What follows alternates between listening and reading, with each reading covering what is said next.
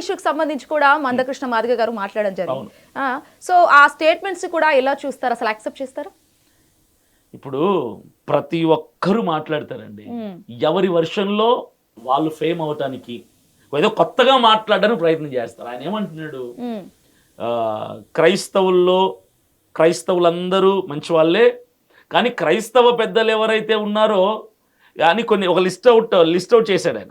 అనిల్ కుమార్ గారు, సతీష్ కుమార్ గారు, Stephen Paul గారు, ఆ పాలు ఈ పాలు అని చెప్పి కొన్ని పేర్లు చెప్పి ఈయన ఫలానా కులము, ఈయన బీసీ, ఈయన ఓసీ, ఈయన ఓ అని చెప్పుకుంటూ వచ్చి వీళ్ళందరూ ఎస్సీలు కాదు, ఆ క్రైస్తవులను అడ్డు పెట్టుకుని పైకి వచ్చినటువంటి పాస్టర్లుగా చలామణి అవుతున్న వాళ్ళందరూ ఎస్సీలు కాదు, కానీ అమాయక ప్రజలు క్రైస్తవులు ఎస్సీలు, ఈ క్రైస్తవులను ఎస్సీలను అడ్డు పెట్టుకుని లబ్ధి పొందిన వాళ్ళు మాత్రం అగ్రవర్ణ కులాలు అని చెప్పారు. ఇప్పుడు అభినయ్ దర్శన్ కూడా పేరున్న వ్యక్తే, మరి నేను క్రైస్తవుని, నేను ఎస్సీ వర్గానికి చెందినవాడిని కదా, ఎస్సీ కమ్యూనిటీ కదా నాది, మాల కమ్యూనిటీ కదా నాది, మరి నేను లేనా లిస్టులో? అంటే వాళ్ళ టార్గెట్ ఎవరంటే వీళ్ళని అడ్డు పెట్టుకుని పైకి వచ్చిన పాస్టర్లు ఎస్సీలు కాదన్న టార్గెట్లో ఆయన ఎస్సీలు కాని వాళ్ళని లిస్ట్ అవుట్ చేశాడు. మరి మా పేరు తీసుకురాలేదే, మరి నేను ఎస్సీ, నాలాంటి వాళ్ళు ఎస్సీలు చాలా మంది ఉన్నారు, పేరుడు కాల్చినటువంటి పాస్టర్లు, వాళ్ళ పేర్లు బయటికి తీయట్లేదు ఆయన. సో ఇదంతా ఏంటంటే క్రైస్తవ్యం మీద బురద చల్లే ప్రయత్నం అండి. ఈ సుప్రీంకోర్టే మమ్మల్ని వదిలేసింది, మమ్మల్ని అనాథలుగా వదిలేసింది. క్రైస్తవ్యం కనుమరుగైపోవాలన్నటువంటి ఆలోచన చేస్తున్నారు ఇప్పుడు. ఎవ్వడు క్రైస్తవ్యంలోకి పోకూడదు, ఆల్రెడీ క్రైస్తవ్యంలోకి పోయినవాడు కూడా వెనక్కి వచ్చేయాలి, హిందూ మతంలోకి వచ్చి బతకాలి చచ్చినట్టుగా. ఇప్పుడు అంతే కదండి, ఇప్పుడు నిరుపేదలు ఉన్నారు, మా దళితులు ఉన్నారు, రిజర్వేషన్ పోద్దంటాడు, భయపడతాడు కదా, భయపడి ఏం చేస్తాడు, మరలా వెనక్కి వచ్చేస్తాడు. ఇప్పుడు క్రైస్తవులందరూ మరలా హిందువుల్లోకి వస్తే అప్పుడు వాళ్ళ హ్యాపీ. అల్టిమేట్ గా కూటమి ప్రభుత్వం పండుతున్నటువంటి కుట్ర అండి ఇది, సింపుల్. ఇప్పుడు జనాలందరికీ అర్థం అవసరం ఏముందండి కూటమి ప్రభుత్వానికి, ఎందుకు అవసరం లేదండి, అదే చెప్తున్నా. నేను ఒకటి చెప్తాను స్ట్రైట్ గా, మన ఆంధ్రప్రదేశ్ రాష్ట్రంలో 4,50,00,000 ఓట్ బ్యాంక్ ఉంది. అందులో 1,60,000 నుంచి 2 కోట్ల వరకు క్రైస్తవుల ఓట్ బ్యాంక్ ఉంది. క్రిస్టియన్ ఓట్ బ్యాంక్ దాదాపుగా 2 కోట్లు, 4,50,00,000 అంటే 40% క్రిస్టియన్ ఓట్ బ్యాంక్ ఉంది. గవర్నమెంట్ ఏమంటదంటే 2% అంటది. ఈ 2% ఎవరు? ఆ 2% క్రైస్తవులు. అభినయ్ దర్శన్ ఉన్నాడు, అభినయ్ దర్శన్ క్రైస్తవుడు కాదు, అభినయ్ దర్శన్ హిందూ అంటాడు వీళ్ళు. ఎందుకంటే బీసీసీ ఎవడైతే ఉంటాడో వాడే క్రిస్టియన్ ప్రభుత్వం దృష్టిలో. ఆ లెక్క ప్రకారం నేను క్రిస్టియన్ కాదు కదా, ఆ లెక్క ప్రకారం చర్చిలకు పోయే లక్షలాది మంది క్రిస్టియన్స్ కాదు కదా.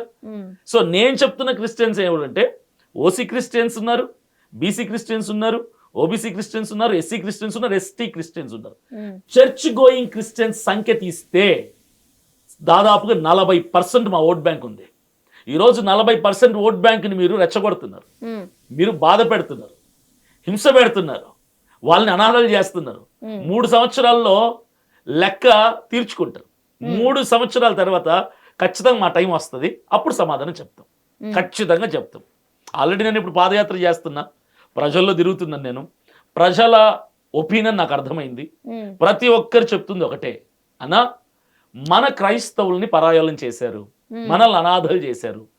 ఒక మతతత్వపు పార్టీ క్రైస్తవుల మీద అరాచకాలు చేసి క్రైస్తవుల్ని భూమి మీద లేకుండా చేసే ప్రయత్నం చేస్తున్నారు, భారతదేశంలో లేకుండా చేసే ప్రయత్నం. కేవలం క్రిస్టియన్స్ మాత్రమే లేరు కదా, ముస్లిమ్స్ కూడా ఉన్నారు కదా, కేవలం క్రిస్టియన్స్ ఎందుకు అంటున్నారు?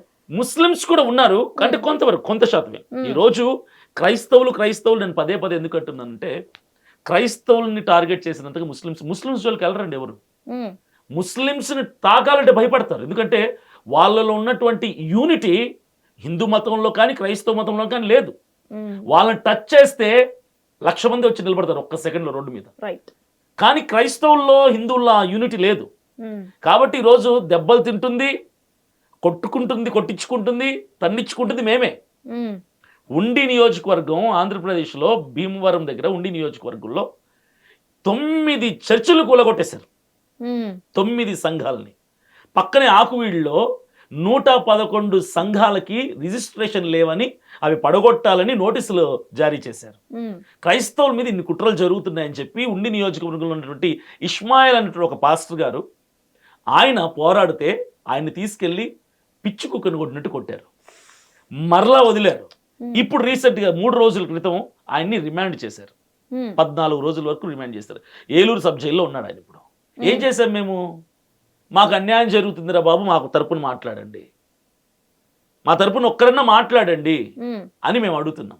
ఇలాంటి పరిస్థితుల్లో ప్రవీణ్ పగడాల ఎప్పుడైతే చనిపోయారో మార్చి 24 ప్రపంచం మొత్తం షేక్ అయిపోయింది. అప్పుడు ప్రపంచంలో ఉన్న not only Christians, non Christians కూడా ఆయన మరణం ఒక్కసారి కలిసివేసింది.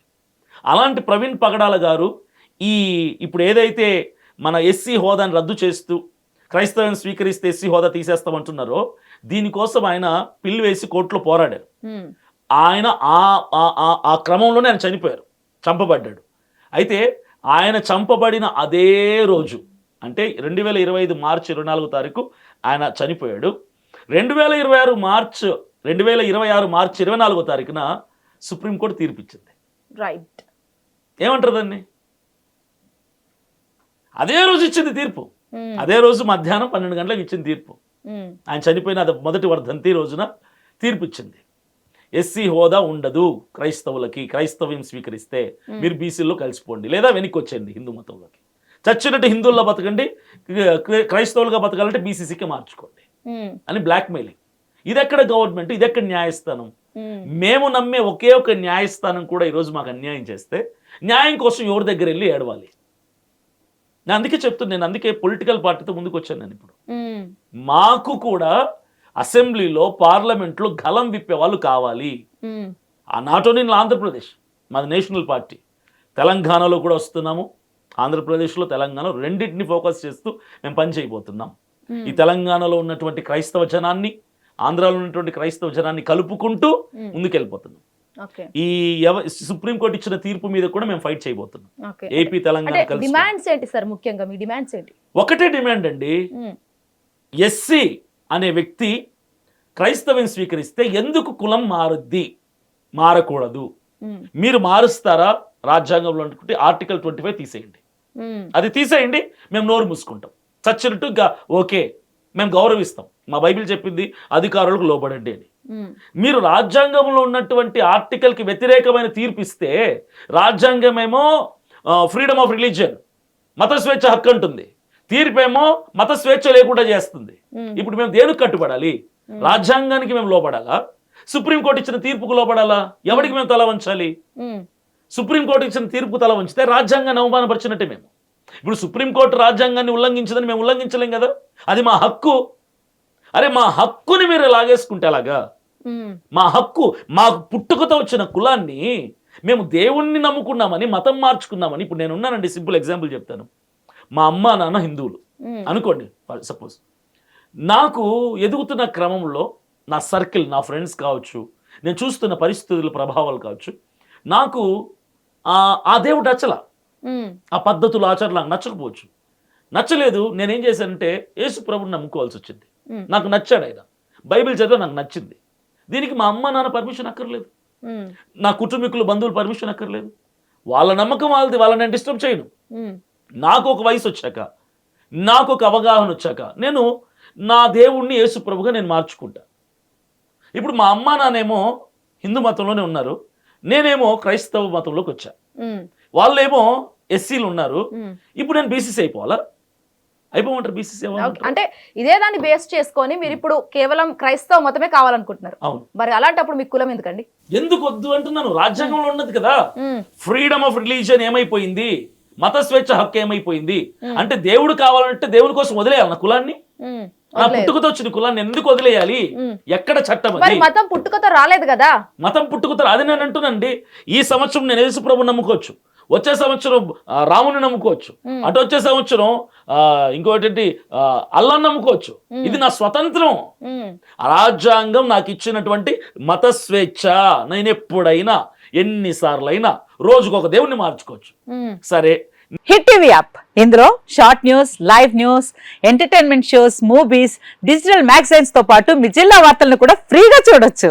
ఇంకెందుకు ఆలస్యం, వెంటనే హిట్ టీవీ యాప్ ని డౌన్లోడ్ చేసుకుని ఫ్రీగా ఎంటర్టైన్మెంట్ పొందండి. Hit TV app, hit TV app, please download hit TV app. Hit TV app ని ఫ్రీగా డౌన్లోడ్ చేసుకుని ఎంజాయ్ చేయండి. మీకు నచ్చిన ఎంటర్టైన్మెంట్ కోసం హిట్ టీవీ యాప్ ని ఫ్రీగా డౌన్లోడ్ చేసుకుని ఎంజాయ్ చేయండి. హిట్ టీవీ యాప్ ని డౌన్లోడ్ చేసుకుని ఆస్వాదించండి, ఆశీర్వదించండి. ఇంతమంది సెలబ్రిటీలు హిట్ టీవీ యాప్ ని డౌన్లోడ్ చేసుకోండి అని చెప్తున్నారంటే ఎంత మంచి యాప్ ఆలోచించండి.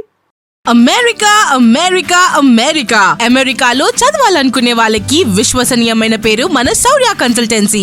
UK లో 1 year masters. UK లో 1 year masters. 2 years work permit up to 5 years visa. Contact Saurya Consultancy. Contact 89851 89851.